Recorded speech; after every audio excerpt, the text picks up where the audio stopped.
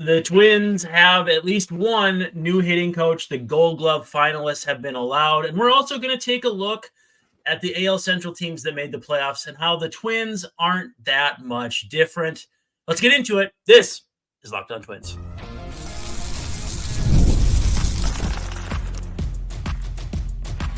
You are Locked On Twins, your daily Minnesota Twins podcast. Part of the Locked On Podcast Network, your team every day. Well, hello again, and welcome back to Locked On Twins. This is Locked On Twins Live. If you're watching us on YouTube, make sure you like, subscribe, leave us comments. We'd love to hear from you. We like knowing that there are people watching as we're going. And again, welcome back to Locked On Twins. I'm your host, Brandon Warren. You can unfollow me on Twitter at Brandon_WARNE. We appreciate you making Locked On Twins your first listen every day. We're free and available wherever you get your podcasts, as well as on YouTube. And that's because we're part of the Locked On Podcast Network, which is your team every day. Every day. And joining me as he does is Mr. Dave Brown at Answer Dave Brown on the tweets, a BBWAA member for over a decade and a ball writer for over a quarter century, and Joe Mauer Hall of Fame voter. What up? Yeah, maybe I should put that on a business card. That's the nicest looking accomplishment that not that I got Joe Mauer in the Hall of Fame, either as a hitter or as a voter, because he would have got in anyway. But I should just associate myself with that more. I threw away my business card holder this morning, so I think I've kind of closed the book on business cards, but we'll see. But yeah, so we're going to dive into the Twins hiring a new hitting coach. We're going to dive into Gold Glove finalists. One not surprising at all, and hopefully going to be the winner at their position. Another, I don't know if you'd call surprising, but it is what it is. And then I want to look at, with whatever time we have left, which always seems to be not very much, how the AL playoff teams, specifically the Central Division teams that have been in there, and now we're down to one, have been managed this fall. Because I think people, if they're watching even remotely closely, should be kind of doing that Leonardo DiCaprio, the point at the screen. Hey, I've seen that before. I know that, dude. Yeah. So I want to talk about that, talk about whatever else comes up. And again, too, if you're in the live chat here, send us questions. They show up in our queue, and we can put them up on the screen. Love to hear from you guys. And also, today's episode brought to you by FanDuel. You can start the season with a big return on FanDuel. Place your first $5 bet, and you'll get started with $200 in bonus bets guaranteed. That's FanDuel.com to get started. America's #1 sportsbook, FanDuel.com. So, Dave. Yep, that's me. Had a message a little while ago telling me that the Twins were going to hire a new hitting coach, and they knew who it was, and they were telling me who it was. You broke the story. And I broke the story. How do you like that? Yeah, it's kind of cool it's probably my first real, scoop. I've had a few that have been like, oh, I've done them in conjunction with someone else, helped me out, showed me the ropes. But this one, I was the one who had it. Matt Borgschulte coming back from the Orioles. So the Orioles going from 2 hitting coaches to 1 to 0. They've now seen both of them move on. And I think the plan, which was kind of weird, was that Borgschulte, they had expected to come back, and he told them, hey, I'm leaving for Minnesota. They said, we're not going to fight it. And that was that. So if you recognize the name, it's because he was the AAA hitting coach at St. Paul in 2021. Then left and spent, it was either 2 or 3, I think it was 2 seasons in Baltimore, obviously working with some young, very good hitters, probably one of the best groups of prospect hitters we've seen in many, many years. And with that said, Baltimore fans, a lot of them seeing the news break, and, as someone breaking the news of someone who works for another team, I'm getting some of those people kind of in my Twitter feed too.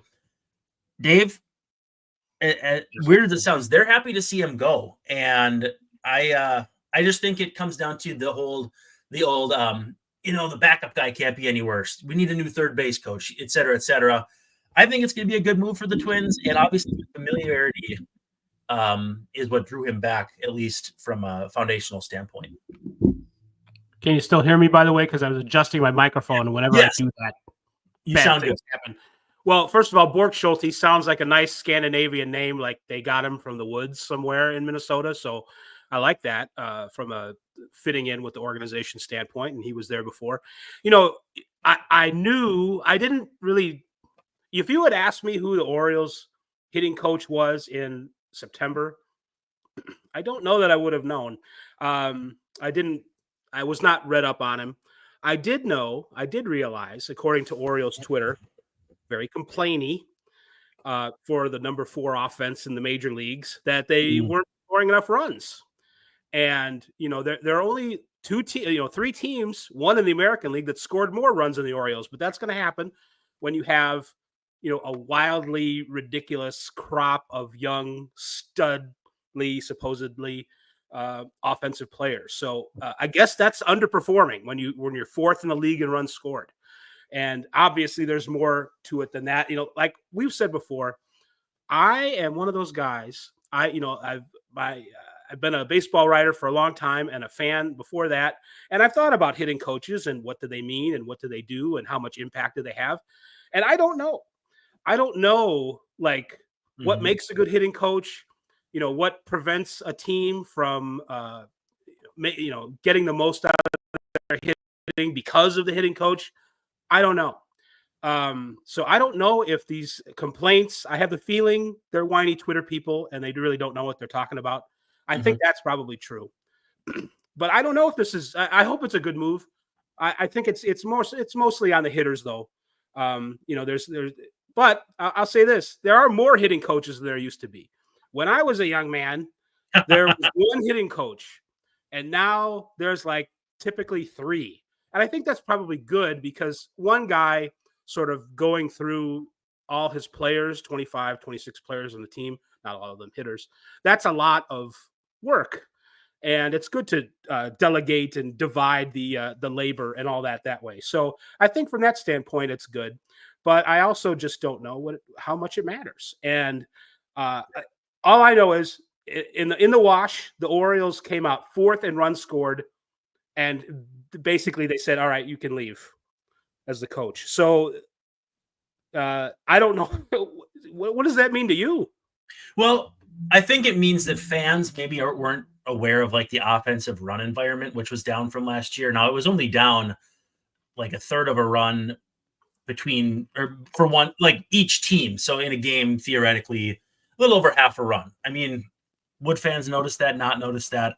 Probably not. But a lot of times what fans aren't familiar with or aren't aware of is how the rest of the league is going. And so you may be frustrated by a team OPS of 751 without realizing that's 4th in MLB or 4th in runs scored. By comparison, Twins 11th in runs scored and a 726 OPS, which again doesn't sound great, but is also 11th. I think it's just it's still along the lines of how baseball fans on Twitter have not come to grips with it being a game of failure. And I think that just sticks in the craw of a certain type of fan who is not only very loud and obnoxious, but repetitively so. You're going to hear a lot from the fans who are annoyed that a guy strikes out with the bases loaded when that's just kind of how the game works. And so, yeah, maybe we give them too much real estate in our collective psyches, but at the end of the day, I'm going to keep preaching. I'm going to keep saying this is a very baseball thing. And so to get the hitting coach from a number 4 offense, from a statistical standpoint, I mean, it's really hard to be against it. He's a former Twins guy who came up through their system, so they know him. But with that said, I mean, he doesn't have Gunnar Henderson here either. So, it's not super applicable, but at the same time,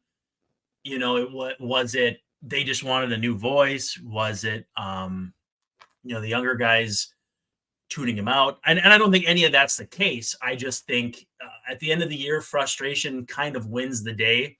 And I think that because they were so disappointed with how the season ended, maybe they're making some decisions that maybe a little bit too much of a snap decision, if you ask me. Well, I guess, I think the hitting coach's first job is probably to just make sure that the confidence doesn't crater when things go bad, kind of a mental coach, if you will. And the Mhm. second thing would be to, make sure the swing is physically as efficient as possible. Now, I mean, that's like a real simplification of the job, and those are difficult jobs, but I think those are the two things. So hopefully the Twins, whose offense was pretty good, but of course, a lot of times as Twins fans will note, a lot of their best players weren't in the lineup all season. So it wasn't as good as it could have been just for that reason. Mhm. And I don't know if changing hitting coaches is going to win, but I don't think there's any reason to think that this is a bad move. I think that's like the nicest thing I can say about it. Yeah, I think that's entirely fair. Let's do this. Let's take our first pause. When we come back, we have some Gold Glove information that came out here not long before we went on the air. And then we'll talk a bit about the AL playoff teams, specifically those in the Central or coming from the Central, and why what they're doing in the postseason should seem semi-familiar. We'll be right back. And we got some friends over at Ibata. It's no longer summertime. We're into the fall. We're raking up leaves and we're going and buying the bags for those, or we're maybe getting a fire pit and some firewood, whatever you're doing at this time of year to get ready for that inevitable winter chill that we feel where Dave lives, where I live. It means that you are going to be stocking up on all kinds of fall essentials, and Ibata is the app for you. It's a free app that lets you earn cash back every time you shop. Earn on hundreds of items from groceries to beauty supplies, even toys. You can make sure you are beating inflation no matter what you're purchasing, because the average Ibata customer earns $256 per year. That's cold, hard cash. It's not points. It's not any of that stuff that you have to jump through hoops. It's cold, hard cash. It could cover, a shopping trip, a plane ticket, some, car or gas in the family roadster, all that good stuff. Other apps, again, they give you points. They don't amount to much. With Ibata, you get cash back that you can withdraw to your bank account, PayPal, gift cards. You have the offers in the app. Upload your receipt, and bing, bang, boom, the money is yours. You can save on over 2,400 brands and shop at over 1,000 retailers, including your favorites like Lowe's, Macy's, Sephora, Best Buy, you name it. You got to check it out. I mean, grocery stores, stuff near you, all kinds of stuff is on Ibata. It's time you joined over 50 million users. That's 50 million with an M, which is a staggering number of people who are using Ibata to earn cash back every time they shop. It's offering right now our listeners $5 just for trying Ibata using the code LOCKEDONMLB when you register. Just go to the App Store or Google Play Store and download the free Ibata app to start earning cash back and use code LOCKEDONMLB. That's IBOTTA in the Google Play or App Store, and use code LOCKEDONMLB. Now, Dave, Rawlings was tweeting out the Gold Glove nominees or finalists, and to little surprise, Carlos Santana is on the list for first base. I think it would be a massive upset if he did not win it, at least in this corner of the voting populace. Or we don't vote, but in this corner of whatever you call Minnesota. In your opinion, in our opinion. Yeah, I mean, so if he doesn't win, I think people would be pretty crazy upset, and I think justifiably so. The data supports that he was a tremendously valuable defensive first baseman. But then Willie Castro, as a utility player, is also eligible, and so those are the only two. It's when you use players the way the Twins did this year, whether by hook or by crook, whether injured or just because it's how they do things. It's hard to get guys to have a huge sample size at a position where you feel like that's that guy's spot. Max Kepler plays a good right field, but he was hurt. Byron Buxton, he plays a good center field, but he wasn't out there as much as Dalton Varsho. Who would you have called the Twins' primary left fielder this year? I don't know. I mean, it just kind of comes down to maybe you can't expect even a good team. And the Twins were a reasonably good team, not a great team. You can't have a lot of candidates for awards like this when playing time is so sporadic for one reason or another. Well, I guess working backwards then with Willie Castro, starting that out, I think he's nominated because he was a usable player at many different positions, including a couple of really difficult ones, shortstop and center field. Now, if you look at the breakdown, at places like Fielding Bible or on StatCast with outs above average and fielding run value, I believe the term is, which is kind of, it seems like it's more of a polished version of outs above average, maybe a little more encompassing. Castro doesn't rate that well at shortstop or center field or any one position, actually. But he was obviously a very important player to Rocco. We've been over before about how the Twins used him probably more every day than they would like to have done, based on injuries to Correa and Buxton in short, and and Royce Lewis, and whatever was going on at second base with Julian. So I think in smaller doses the year before and other times, Castro's probably a better defensive player. I think the wear and tear, the stress, the strain of playing every day at those high leverage defensive positions probably got to him by the end. And his, there was an injury going on. It's all related to playing too much when you don't have time to recover and all that. So, I mean, I'm giving him like all kinds of backhanded compliments, but it's possible that he might win. The Gold Glove Awards used to be more of, who is the guy that played the position pretty well, didn't embarrass himself on defense, and hit really well. It was like a hitter's award, a defensive award for a hitter, kind of. And that wasn't always the case, but that was the case a lot. I think more people are looking at the defensive metrics, which again, I don't know if they're as reliable as offensive metrics, but people are looking at that more. But look no further than the finalists for second base. They have Nicky Lopez from the White Sox. Nicky Lopez does not deserve to be. I mean, he was okay. He was solid at second base. Honest to God, the third best second baseman this year was probably Otto Lopez from the Marlins. And I'm not just like, oh, they got the same last name. I think people are confused. Honestly, it's like there's Simeon and Jimenez and Lopez, and then like a big gulf before the next guy. And I think people are mistaken, and maybe using Nicky Lopez's past reputation. That's another component usually for defensive awards. So it's like win or lose, it's not that big a deal to me because there's a lot of subjectivity in a lot of different ways for this. But we'll say this, according to the stats, it sure looks like Carlos Santana is by far and away the best defensive first baseman in the American League. He better win. He ought to win. That should not be a question. Nicky Lopez only played 83 games, only 72 starts at second base. He played quite a fair amount of shortstop. So this isn't exactly Rafael Palmeiro back in like 1999 or whatever it was, where they're like, he played 20 some games at first base and won the Gold Glove. Like it's not quite that bad, but it's still like, really? There wasn't anybody else in there that deserved a shot more than Nicky Lopez? Otto Lopez, no relation. Otto Lopez had a great year. He had some time off too because of an injury. But who does he play for?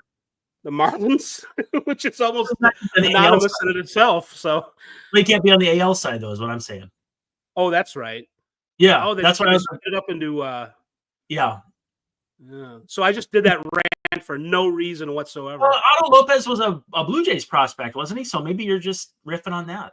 Oh, sure. That's not what was happening, but let's go with that to make it seem like. But no, you're right though. Like I'm talking about a little. Even Nicky Lopez, 80 games at second. I mean, there's plenty of guys who played more games than that I think you can make an argument for. And then again, with that said, maybe it'll come out the data that we're completely wrong and that in 80 games his defensive run save was still off the charts. That's certainly possible. I don't know. Obviously, it would be an upset if Santana didn't win around these parts. Castro, I honestly have no idea. It strikes me as interesting that there's an award where I know the bar is high for a utility player to be a Gold Glove defensive player just because of how many places they go around, but is being capable at 5 different places also as notable as a Gold Glove award should be? I don't know. I would say no. I would say it isn't. And it's, people complain about participation trophies. And usually I come out for them because like for kids and stuff, I think it's fine. I don't think it matters. Yeah. I don't think it's bad in any way. If like most kids get a trophy for some reason. That's fine.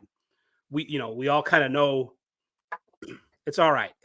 But for professional athletes, I think there probably shouldn't be a utility. I mean, that's like a special thing. And if he's so good at one position, he's probably good enough to put up at a position like second base or a shortstop instead of the third person. And another thing about these awards, that they already know who won. These aren't finalists. There's not going to be another vote.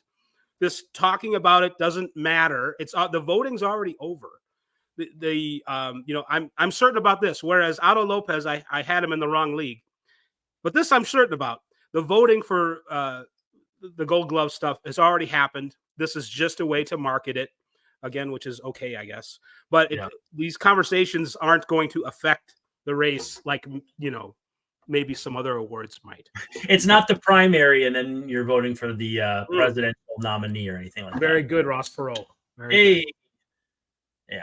Well, hey, let's take our second break, our final break, and then when we come back, I want to talk a little bit about how especially the Tigers and Guardians have been managed in October, but we'll talk maybe a little Royals besides. But again, first, our final break. And we love FanDuel, America's #1 sportsbook. And NFL fans, you can start the season with a big return on FanDuel. When you get a hunch in the middle of a game, you can check out the latest stats, view live play-by-play, and so much more on FanDuel right next to where you place your bets. And they'll get you started with $200 in bonus bets guaranteed when you place your first $5 bet. By the way, got the Vikings lines for this weekend. 2.5-point favorites at home against the Lions. My understanding obviously is that's you kind of get like 3 points as the hometown team, and so they're really expecting a barn burner in the black and blue division. Vikings -132 on the money line, and an over under of 49.5. So should be a good one. I'm excited to watch it. Dave, your Bears are off next week, so they didn't even have anything in there. I just happened to notice that. So Vikings, we're going to get excited about hopefully moving to 6-0 on noon on Sunday. But again, you can get started with $200 in bonus bets guaranteed with FanDuel when you place your first $5 bet. That's FanDuel.com, America's #1 sportsbook.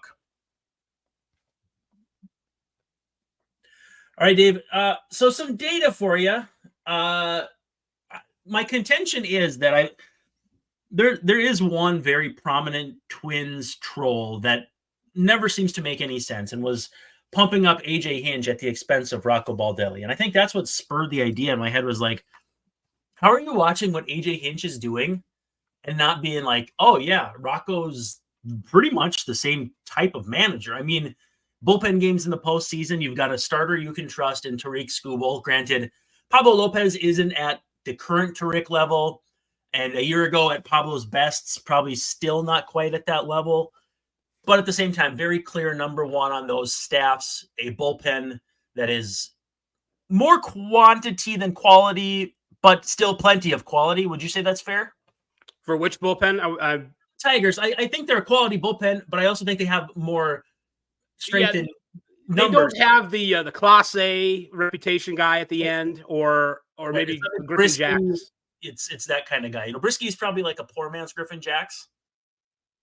Yeah, I would say they don't have, if you were to like rank all the relievers in the division, maybe they would come in a little later, but I think they would have a group. They would have maybe more guys in the upper middle group than maybe the Twins would. I'm not sure about the Guardians. I was looking at the Guardians, like WAR for the relievers and the leverage, and it's just off the tracks. It's off the charts. It's just obvious looking at the Guardians that they have. Their relief pitchers have just been, there's a reason they're here, and that's the reason. The relief pitchers have been kind of like a couple of starting pitchers where they're mostly unhittable. We'll get to first British tea, though. That's another issue. Sure. Exactly. But so yeah, I would say, well, AJ Hinch too was a guy that was going to be the White Sox next manager. And then Jerry Reinsdorf's like, no, wait a minute. We need to hire Tony La Russa. And the rest is history. But he was going to come to the White Sox. So I've kind of been looking before the the Twins collapse, I was sort of looking at how Hinch was managing the Tigers, not just this year, but other years, through that prism. And, it's true that to me, Rocco would do a lot of the same things that Hinch has done. I'm not, I think they're both way ahead of Vogt. I think, Vogt has shown his inexperience a lot, and he was putting in guys even as recently as last night that I wouldn't necessarily have done. I might have gone to the higher leverage guys sooner than he did, but again, the Guardians have gone to those guys so much, and we've seen Heron bounce back, and we've seen Clase bounce back since their recent poor-ish outings, and it's got to be. There's a lot of playoffs left, and I'm just saying the longer the Guardians go, the more the holes in the bullpen are going to be shown because they've been overused. So I think, and that I don't even know if I'm blaming Vogt that much, but they have so little starting pitching. They have a couple of decent guys. The rest of the guys are hurt. The other guys aren't there. They never really, they brought in Alex Cobb, and they got pretty lucky that Matthew Boyd is pitching the best ball of his career. It's kind of crazy that, right. But I see a lot of Rocco in Hinch and vice versa, certainly as far as how they run a bullpen for sure. And Kerry Carpenter not starting against lefties and that sort of thing is also, I mean, they have a very Wallner-like, yeah. Yes. Andy Ibanez is hitting against lefties, but not so much against righties and that sort of thing. Would it occur to anybody to put Justin Henry Malloy in? But if you look at his numbers against left-handed pitching, you see why he leads off against them. Kind of Margot-like. And I don't want to cannibalize our next show, which includes maybe why the Twins shouldn't have used Margot as much as they did. But to a certain extent, it worked, and it works the way Hinch does it, and it's very similar to what Rocco would do. It's funny that people would troll the Twins based on this. Point in the universe for sure. Tigers have 17 pinch hit plate appearances in the postseason. Guardians have 11. Those are the top two this October. And granted, not all teams play the same number of games. So yes, I get that. But also too, pitching wise, the Dodgers have gotten 37 pitcher games appearances. So they haven't used 37 pitchers, but they've used a new pitcher 37 times. Right.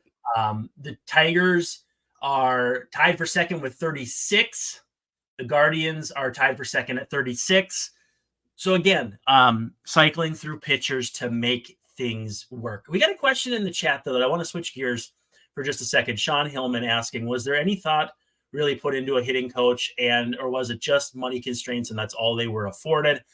I was told by my source that the Twins had actually a very exhaustive and in-depth search that they looked into other organizations where you would definitely think of them for their hitting, and ultimately a big long search resulted in Borgschulte coming back. So the source that I have who passed on the information to me said it was, yes, a very exhaustive and big time search. So we make fun of Twins fans for, the cheap pull ads and to the extent that they complain about certain things. But there's a reason why they do it in the first place. I think it gets too much and it gets overboard and it gets a little too cynical. But there's a reason why our lovely viewer asked this question, and he's absolutely justified in bringing it up. And I think the Twins should get crap whenever they can for not spending enough money. Now, I think the idea of spending a lot of money to get a hitting coach, I don't know that universe exists anywhere, because I just don't think that's possible to do. No, what are the differences? 50 grand between the top and bottom scale? Yes. Drop in the bucket, as the phrase goes. Yeah. But you know what? Anytime the Twins organization can get dinged for not doing enough, for not putting enough money into pushing this team toward, the topic in this segment has been about how the other teams in the Central are doing in the playoffs. You know who's not in the playoffs? The Twins are not in the playoffs. Yeah. One of the big reasons the Twins aren't in the playoffs is because ownership did not put enough resources into getting them in the playoffs. So even if someone's going to come on and say, "Oh, do you guys, get the just cheapest hitting coach possible?" There's no such thing as an expensive hitting coach, but there is expensive other things that the organization could do. So I am all for taking shots at the Twins for not spending enough money, even if it's for something like this where you can't really spend any money. But theoretically, too, I mean, keeping your hitting coach would be cheaper than firing and hiring a new one, right? Well, if they have a contract for next year, you're not doubling up. Ultimately, it's a drop in the bucket. And no, I was, as I said, I was told they had an extensive search. By the way, thank you for making Locked On Twins your first listen today. For your second, find Sully on Locked On MLB. Get ready for the Fall Classic, whether it's going to be a Subway Series or something else. We'll see what happens here. We got a lot of fun action that we're tracking here. But Sully has it covered every single day on Locked On MLB. You can find it on YouTube or wherever you listen to your podcasts. By the way, that's a wrap for this edition of Locked On Twins. He's Dave Brown. I'm Brandon Warren, and we'll see ya tomorrow night. Or probably just later. Soon. Yeah. See you soon.